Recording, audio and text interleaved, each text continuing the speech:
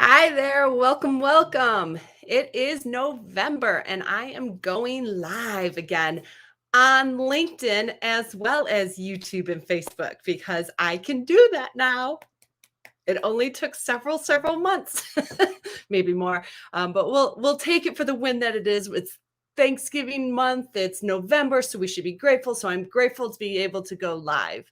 My name is Trisha Broderick, and I'm with Ignite Insight and Innovation. And it's the first Friday of the month, which means a new topic to give out for today. So today's topic is tips for leaders specific to mentoring. Um, Mentoring is one of these skills that leaders don't always think about. We kind of tend to think about them as mentoring programs and we're doing it for kids. And the reality is it's a really powerful tool for leaders in organizations that we miss out on often. So I'm going to give a couple of key tips that I really try and keep in my mind because I will own mentoring might be one of my favorite things. So first tip, it's advice.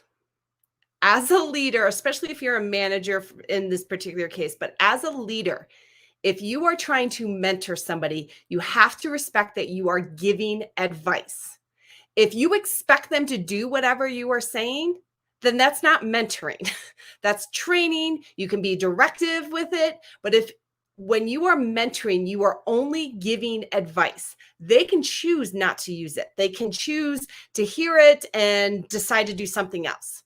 So as a leader, you cannot mentor when you're really trying to tell them, but not tell them. Nope, nope, nope. That's just called manipulation. Don't be doing that. Okay. Mentoring is advice. And so they may need just a little bit of information about to help them make a decision, or maybe they need a little bit of confidence.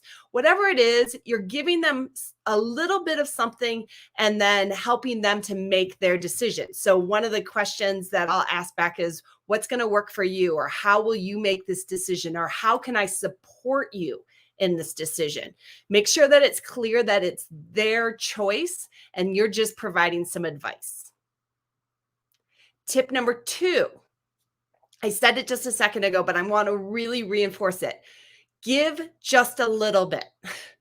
This is one of the hardest things with mentoring, and I am guilty myself. I once told this massive story because I thought somebody was struggling with a conflict, and I give this massive personal story. And I mean, the story probably went on for 10 minutes. It was way too long. It was horrible, right? And I get done and I look at the person and they're like, yeah, that was lovely, but that doesn't help me at all. It's not a feel-good moment on 20 different levels, okay? But the reality is when you're mentoring, it's supposed to be about the other person. So you're trying to give them just enough, just as little as possible that helps them keep moving forward. So it's one of the reasons why having a good, strong relationship is really important. Because if you don't have a strong relationship and somebody's coming for you for advice, chances are you may not know enough of the context. You may provide more than is necessary for them to keep moving forward. That's not always a bad thing. It really went off the rails for me once, but it's not always a horrible thing. But you really want to keep your stories or your advice short. Get it back to that person as quickly as possible. Get it to a place where they're working through what they want to do and you're there for support. Don't churn a mentoring session kind of around and make it about you. Now, I have said that I get probably more out of mentoring than I ever feel like a mentee gets, but that doesn't mean to make it about you. I do gain value from watching somebody grow and learn and develop. And I learn too during these sessions and what it means and what I want to do and how do I want to show up as a leader. But you never want to make it about you. And if you're going on with a super long story or you're churning it and kind of making it about you're processing your own trauma as you're going through your story or sharing your experience with that individual, it's not going to be good. And it centers on the wrong thing. You want to be centering on them. So keep it a little. I always say, give them just enough, little bit of confidence or a little bit of content that helps them keep moving forward. And then tip number 3, no one's expecting you to be perfect. As a mentor, we sometimes, or as a leader, honestly, but as a mentor, we think, well, we can't provide advice unless I've done it well. Maybe that's true. Maybe that's not true. Maybe the advice that they need is information about how you failed at it. I had a mentor once. I'm actually going to give a couple examples of different mentors. I had a mentor once that I really didn't like. So every time he tried to give me advice, I did the opposite.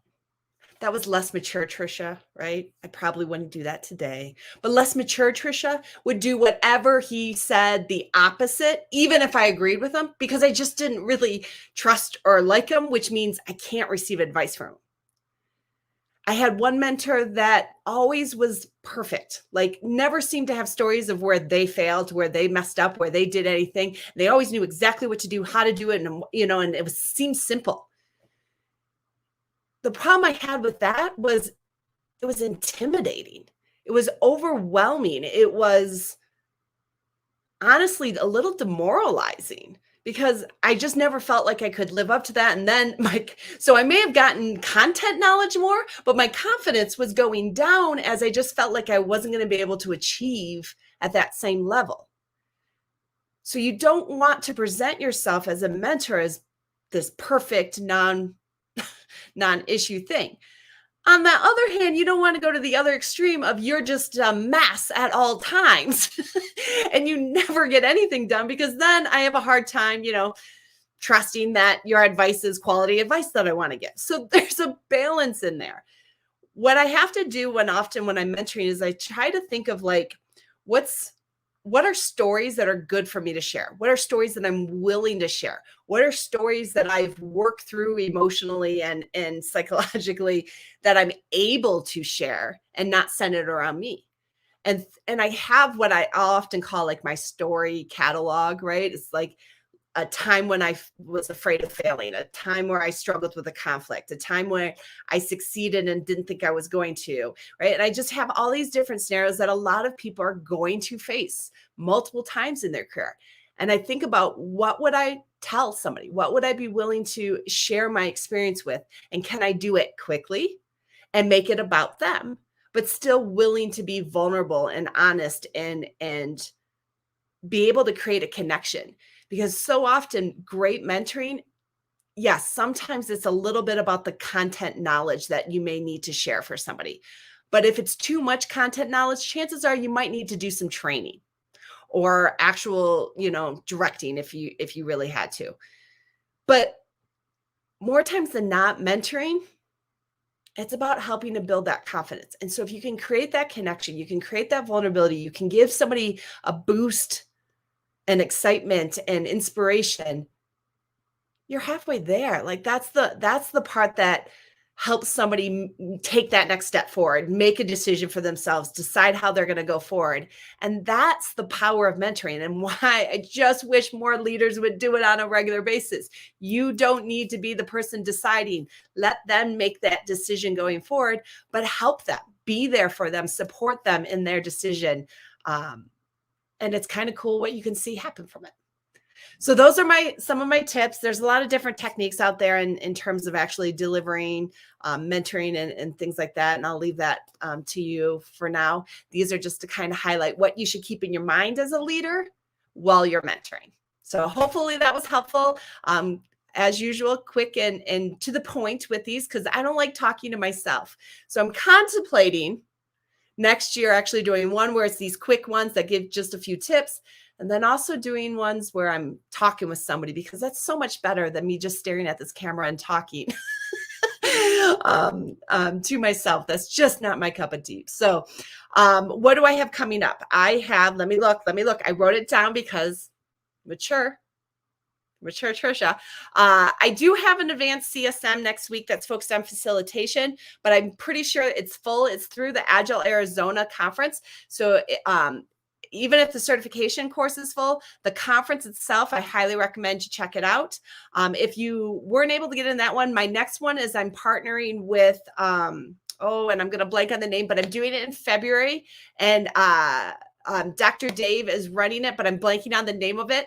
I'm so sorry. I did not write that part down, but I will be doing another one in February. Also, again, connected to a conference as we're going forward.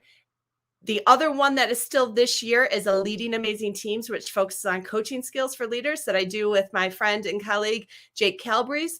That is in December, and that one is over half full. So if you are looking to get into that, I would suggest jumping on board pretty soon. And then in January is not my next public classes. I have just a Agile Fundamentals Certified Scrum Master and an impactful training and speaking course in January. So a little bit more coming up, but still a couple months out.